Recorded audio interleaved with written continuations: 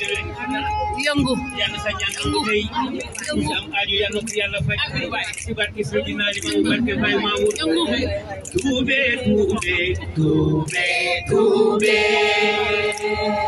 talo talo talo talo loxoy dégguma dara yëngu men Imam Alay mooy sunu yonen sunu yonen be lay lay lay lay la la lay lay la la lay lay la la lay lay lay lay la la lay lay la la lay lay la la lay lay ya ba lay lay la Imam Alay mooy sunu yonen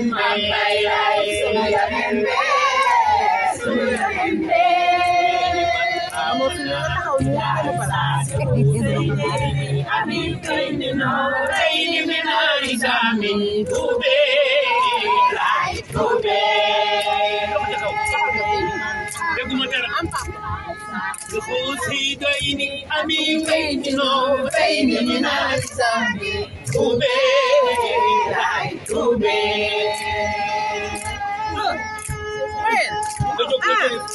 yëngu waaw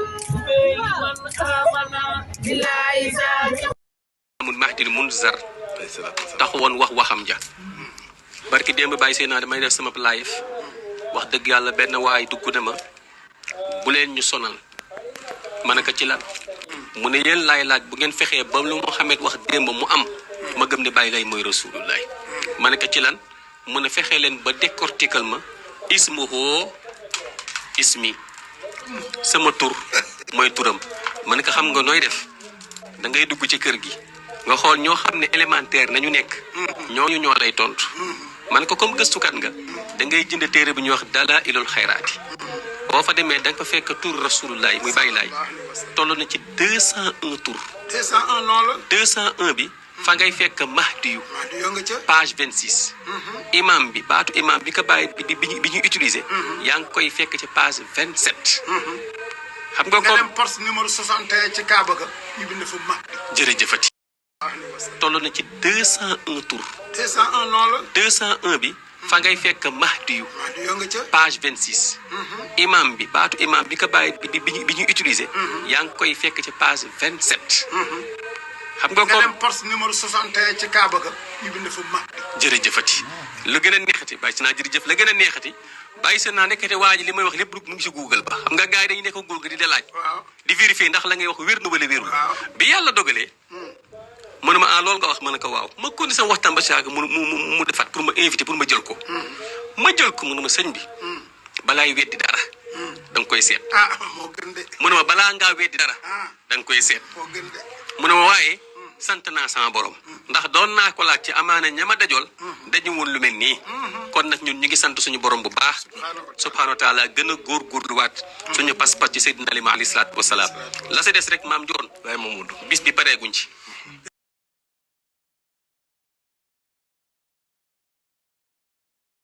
ci ne waxuma ci jullit ñëpp yonentu Baay Laay diis na ci jullit ñëpp moo tax kilifa dafa wax ne ndeysaan yàlla na yàlla yokk leeram muy Abdou Aziz Sy Junior mu ne mag ñi dañoo bàyyiloon mission yu diis mu ne waaye sëñ Abdoulahi Thiaw Laay moo ci gënoon diis la mission ndax li muy wax kenn bëgg koo dégg te faw mu wax ko muy ne limaamu yàlla ko yónni kon mu nekkoon lu diis mu neex dina ko wax mu naqari dina ko wax ñu bëgg ko dina ko wax ñu mere ko dina ko wax waaye ñu dem ba jamono mu mel ni dañoo fàtte woon magi Baay Laay yi mag ñi dañu leen fàtte woon te ñu war leen di fàttaliku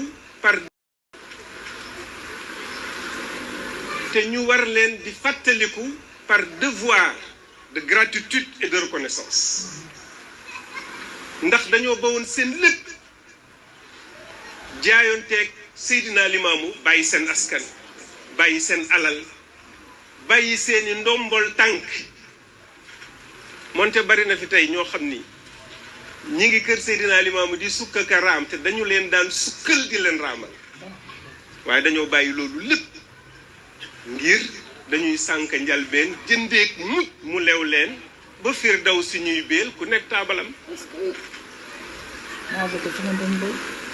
kon fa tabarakallaahu mag ñooñu nag dundoon njàngale mi tey bu ñu jotee ci njàngale mi mag ñooñoo tax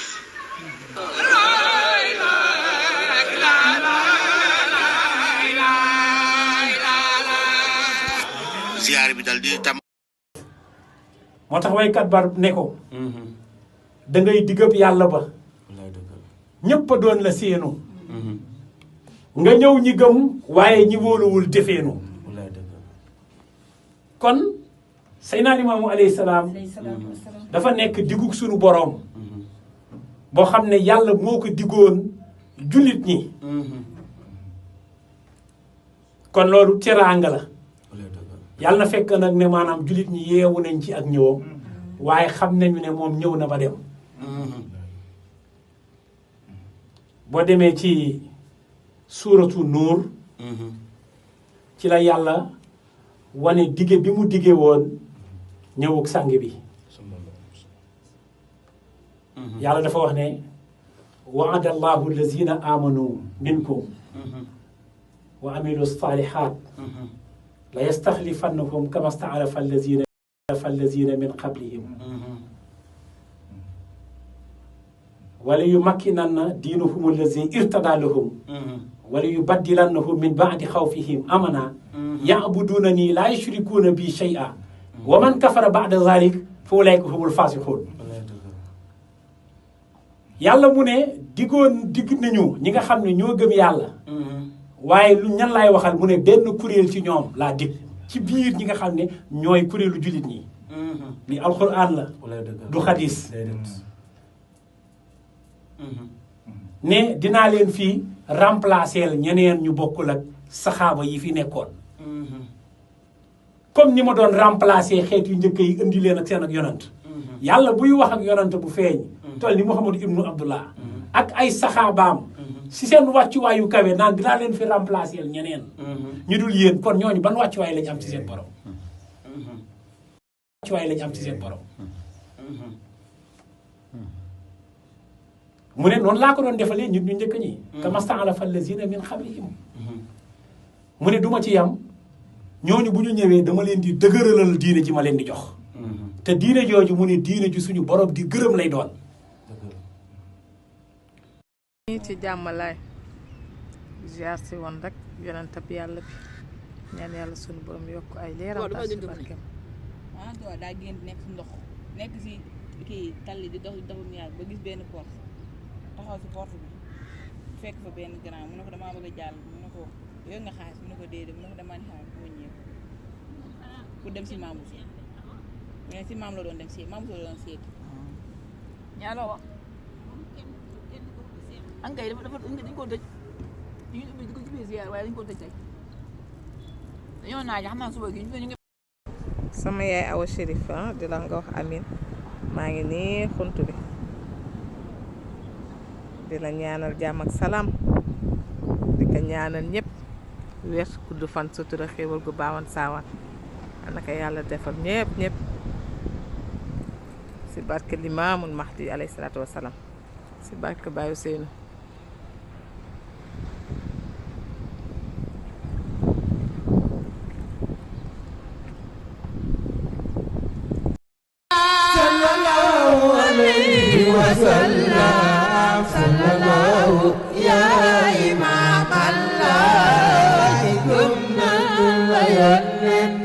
mu ne na guddi gu jot ma génn di wër di àddina seet fu ma borom bi di wàcce waaye yàlla tegtal ka ci wolof tegtal ka lébu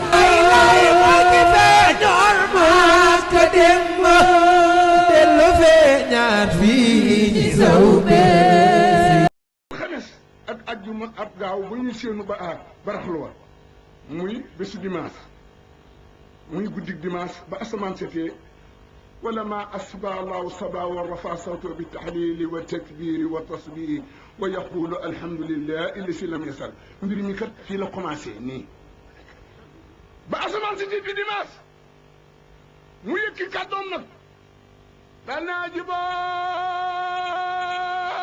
dayala يا ما خسر الإنس والجن رسول الله إليكم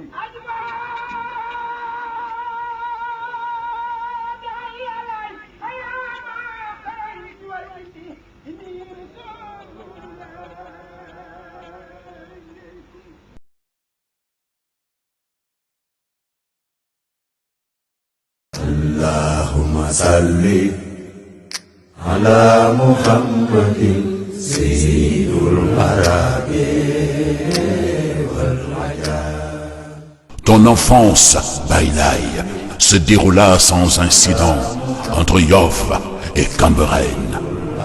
Oh, toi le fils de Mam Koumbandoy et de Mam Alassane Diao, tu vins au monde avec la lumière de ton Seigneur, Allah, mais avec la mission de Mohammed, paix et salut sur lui, le meilleur des hommes.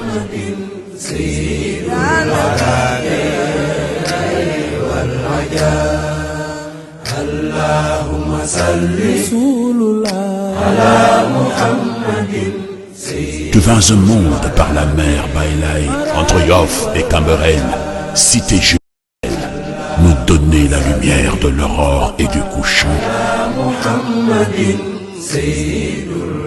Tu as parlé au monde, tu as combattu les fétiches de bois et de pierre pour ton Dieu unique. Ô Seydina Limamoulaye, Al-Mahdi Muntazar, ô Père de Seydina Issa Rouhoulaye le libérateur, ta peau blanche hier à la Mecque a noirci aujourd'hui à Yoff pour dompter les djinns et les démons. Tu es l'envoyé de Dieu.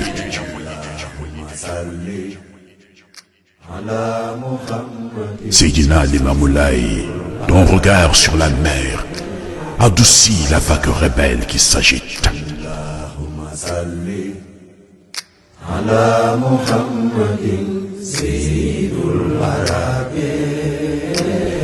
À Djibo sur Ngor et sur l'île aux djinns. À Djibo sur Gorée, terre de blues, aux yeux pittoresques et de complaintes remplies. À Djibo sur Djamalaï vibrant de zikra, la ilaha illallah. À Djibo sur les terres saintes de Yoff et de Cambérène. À Djibo sur la mer bleue qui bondit et qui se tord dans le sable. À Djibo sur le vent qui n'ondule plus la peau des marigots. À Djibo d'Aïla sur Malika, la ville divine. La forêt rebrousse chemin et rompt ses commandes de fleurs quand la voix de Baïlaï surgit d'en haut. La voix de Baïlaï frappe aux portes des cieux. Elle explose les murs de l'océan. À Djibo, je suis l'envoyé de Dieu.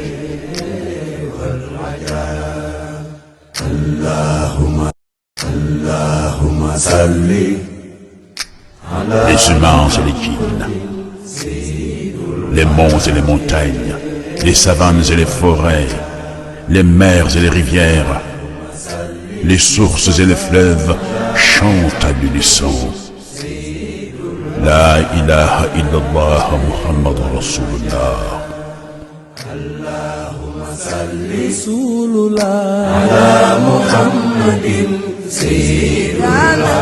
L'homme au turban noir et blanc d'Oméga a chassé l'esprit du mal et les ténèbres de l'ignorance. À Djibo d'Aïlaï, sa voix tonne et résonne et se dresse au milieu du ciel comme une mélodie divine.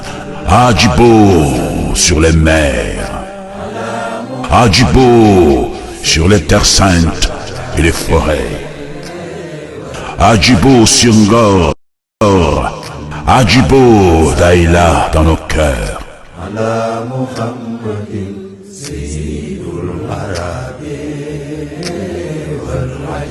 La voix de Baïlaï monte, escalade le firmament, fend la brume et se jette dans les étoiles.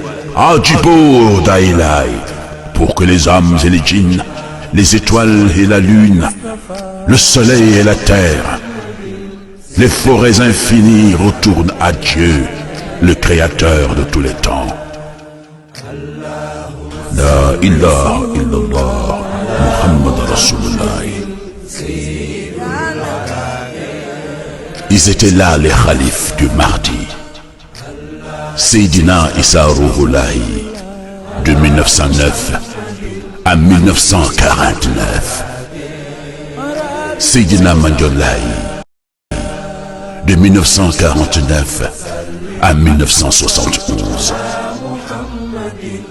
Baye Seydi Thiaw-Laye, de 1971 à 1987.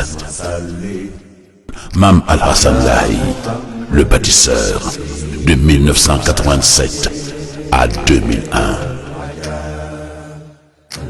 Serigne Baye Abdoulaye Thiaw-Laye, le fédérateur, de 2001 à 2021. Que Firdaus soit leur demeure éternelle. Oh, Baïlaï, tu es parti, mais tu nous as encore donné le très discret Seydina Mamadou Makhtar Laye pour perpétuer ton œuvre et protéger ton héritage. Laye, pour perpétuer ton œuvre et protéger ton héritage. Tu es parti, mais tu nous as donné un ultime missionnaire, le bouclier de tous les Layènes, un porte-parole que Dieu aime, Mohamedou Lamine Laye, Laye Makhtar. Allahumma salli ala Sayyidina Muhammadin wa sallim.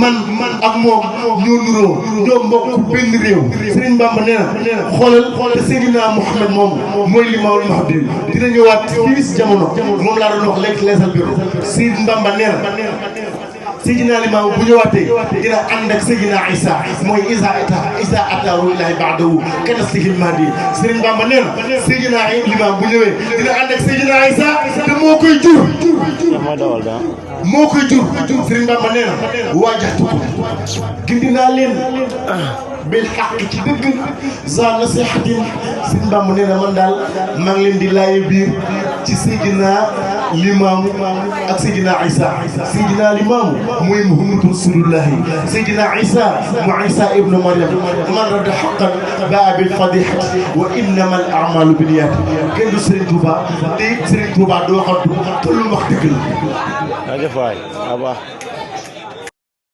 Yonent bi daa toog ak saxaaba yi dem ca Makka ñu ne ko Seydina Mouhamed dañoo bëgg nga wax ñu kan mooy Limaamul Mahdi ci may daanale ndax yaakaar naa ñi nga xam ne ñoo war a taxawe bis bi ñu ngi ñuy xaar kon dañuy daaneel rek ñëw jox leen ko kàddu waaye Yonent bi alayhi salaam ñu laaj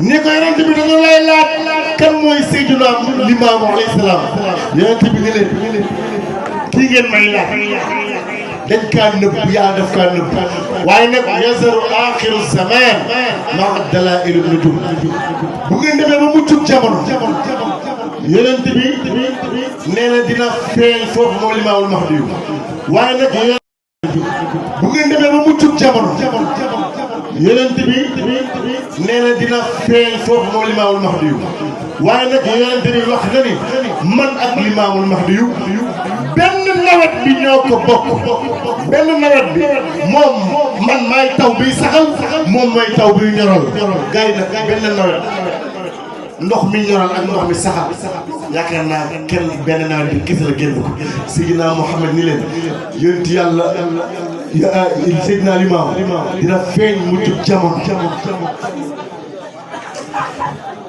yéen bi damay wax de mu ngi leen yaddoowul xalaayiq waxta suhri yaa saa'ilan kal mursalina madaami rabbihim mu ngi leen Seydina Limaamu bu demee ba mu jub jamono dina woote wax ni yàlla moo ma yónni comme ni ko yonent yi jiitu defe woon mu ni Tuuba Mexe la ilaha Seydina Rasulullah la ilaha illallah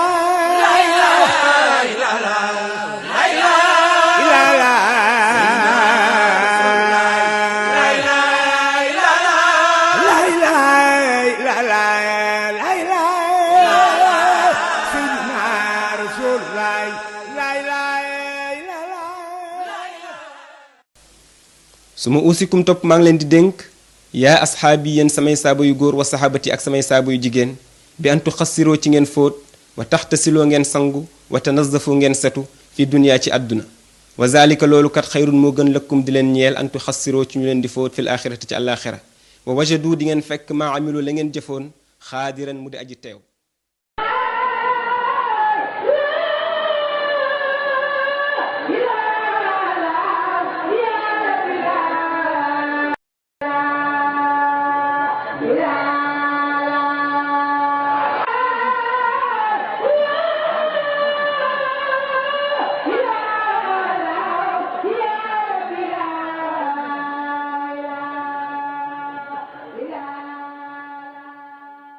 loolu ku dee moom lañ la yóbboo kon delluwaat leen ci bonbon ci bi ngeen di dund.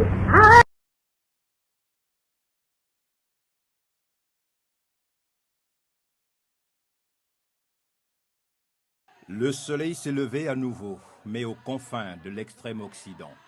Ainsi annoncèrent les textes anciens l'apparition du Mahdi en endroit situé en Afrique de l'Ouest. Le soleil s'est levé à l'ouest, mais cette fois-ci, son ascension n'est pas rythmée par le chant du coq, mais plutôt par la formule d'unicité de Dieu, la ilaha illallah.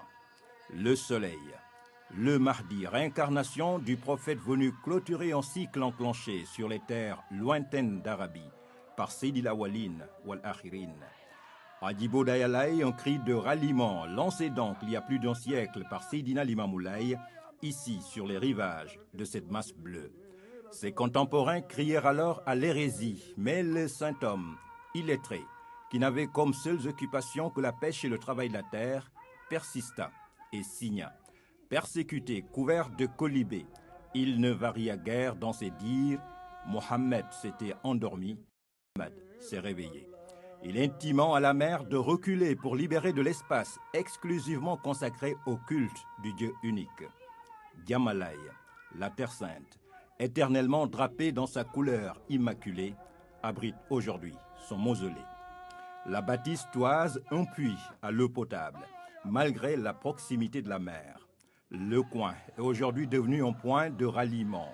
Fidèles anonymes, sans distinction de race, de sexe, de rang social, arborant tous le blanc, la psalmodie à la bouche, les laïens, c'est-à-dire les gens de Dieu, sont tous mus par la foi. Aucun d'entre eux n'avait jamais vu en photo Seydina Limamou Laye. Il n'en a pas laissé derrière lui. Visage caché à jamais, la face visible. Seydina Issarou Laye, l'arbre qui rappelle la forêt, fils aîné et continuateur d'une mission. Mohammed d'une mission. Mohammed reviendra à la fin des temps, accompagné de Jésus ibn Mariam, avait prédit les textes anciens. Yoff, Cambérène, Ngor, la grande épopée partie d'ici, d'une lumière en